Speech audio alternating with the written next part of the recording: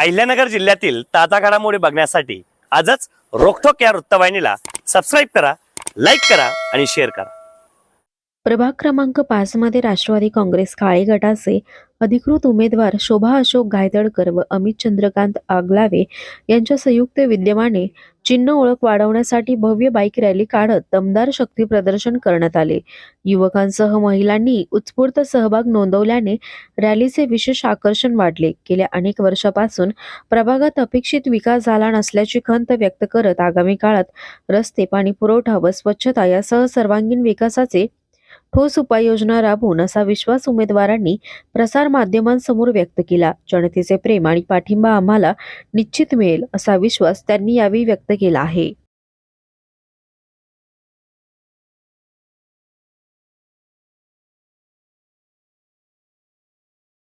प्रभागामधून कोणत्या प्रभागातून तुम्ही जायचं? आम्ही सुरुवात शारदानगर मधनं केली, मग वडांगळे वस्तीकडे आम्ही गेलो, नंतर त्यानंतर अन्नपूर्णा नगर, बागुल वस्ती, कालिंदी नगर, कालिका नगर, अंबिका नगर, नंतर परत शारदानगर।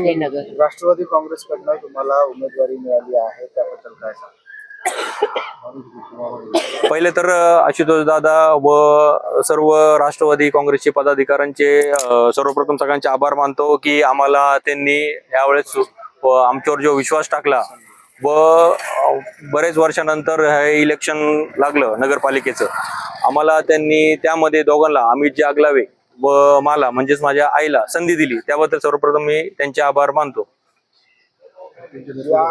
प्रभागाच्या विकासासंदर्भातले काय तुमच्याकडे विजन्स आहे, काय कोणत्या प्रकारचा विकास तुम्ही यापुढे करणार? पहिलं म्हणजे या प्रभागात रस्ते, ड्रेनेज, स्ट्रीट लाईट व पाणी झालं, अंतर्गत गटर झाले, हे कोणतेही काम झालेलं नाही। तर दादांच्या मार्गदर्शनाखाली हा परिसर म्हणजे प्रभाग क्रमांक 5 हा परिसर पूर्णपणे परिपूर्ण सोयींनी आम्हाला तो पुढे न्यायचा आहे। म्हणजे जसं साई सिटी झालंय तसंच आमचं शारदानगर पण आहे, इथे सुशिक्षित वर्ग आहे। अंबिका नगर सारखं तिथे साईबाबांचं मोठं मंदिर आहे, सगळ्यात जास्त तर तिथं म्हणजे लोकांना सगळ्यात जास्त त्रास काय असेल तर तो म्हणजे अंबिका नगर, रस्त्यांचा ड्रेनेजचा खूप मोठा प्रॉब्लेम आहे। दादांनी आता तरी पण 3 ते 4 कोटीचा निधी इथं रस्ते झाले, जसं की इथं शारदानगर मध्ये घेमूर घर ते सातपुते घर ते घेमूर घर ते काळे घर इथे रस्ता झालाय।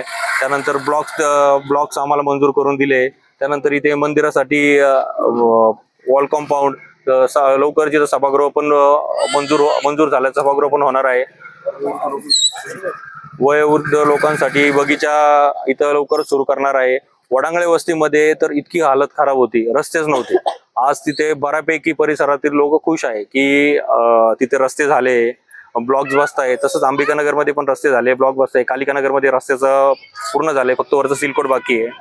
आणि आम्हाला विश्वास आहे की प्रभाग क्रमांक 5 मधील जनता आम्हाला भरभरून प्रतिसाद देतील व जास्तीत जास्त मतांनी विजयी करतील। मी आमदार महोदय यांचे आभार मानतो की त्यांनी मला ह्या नगरपालिकेच्या निवडणुकीमध्ये उमेदवार म्हणून घोषणा केली। तर मी सर्व मतदारांना आव्हान करतो की ह्या परिसरामध्ये फिरत असताना मला अनेक समस्या आढळल्या विकास कामाच्या। तर विकास काम करत असताना दादांना खूप अडचणी आल्या, तरी दादांनी ह्या प्रभागासाठी भरपूर निधी दिलेला आहे। तर त्या मतदारांना माझं आव्हान आहे, हा विकास तुम्ही स्वीकारा आणि आम्हाला संधी द्या। आम्ही नवीन आहोत, आम्हाला सांभाळून घ्या। तर विकास करण्यासाठी दादांनी जी संधी दिली आहे ती संधी नक्कीच आम्ही त्याचं सोनं करू। त्यानंतर प्रलंबित प्रश्न जे आहे, आता काही विरोधक सांगत असेल हे होत नाही ते होत नाही, का होत नाही आपण याचं आत्मचिंतन केलं पाहिजे। हक्काचे नगरसेवक तुम्ही जर निवडून दिलात तर नक्कीच चांगले काम आपल्या प्रभागात होतील आणि आपलं मन समाधान पण होईल।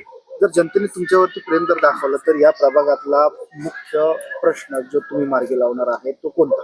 सगळ्यात पहिला प्रश्न असा आहे, पावसाळा आले की या प्रभागातील नागरिकांना इतका त्रास होतो। या प्रभागातील जे ड्रेनेजचा प्रश्न आहे, सांडपाणी हे निघण्यासाठी कुठलीही व्यवस्था नाही। म्हणजे आज हा प्रभाग स्थापन झाल्यापासून 1947 ला हा प्रभाग स्थापन झालेला आहे, तेव्हापासून हा प्रश्न प्रलंबित आहे माझ्या माहितीनुसार। तर ह्या प्रश्न सोडवण्यासाठी दादांनी जो ड्रेनेजसाठी जो काहीतरी कोट्यावधी रुपयाचा निधी दिलेला आहे तो परिपूर्ण खर्च करून आपण तो या नगरपालिकेच्या माध्यमातून आपण दाखवणार आहोत.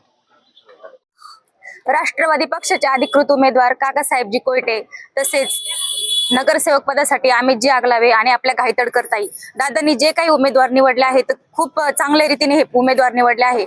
आगलावे सरांबद्दल सांगायचं म्हटलं तर कुठल्याही पदावर नसतानाही त्यांनी खूप समाजसेवा खूप केलेली आहे. त्यानंतर घायतडकर ताईंबद्दल सांगायचं म्हटलं तर डॉक्टरनी करोना काळामध्ये बरेचशा गरिबांची मदत केलेली आहे आणि समाजकार्य पण ते करतायत. आणि आज आमच्या अंबिकानगरचा जर विचार केला तर आमच्या अंबिकानगरमध्ये अशी परिस्थिती आहे की तिथं कोल्ह्यांचा बालकिल्ला असा म्हटला जातो.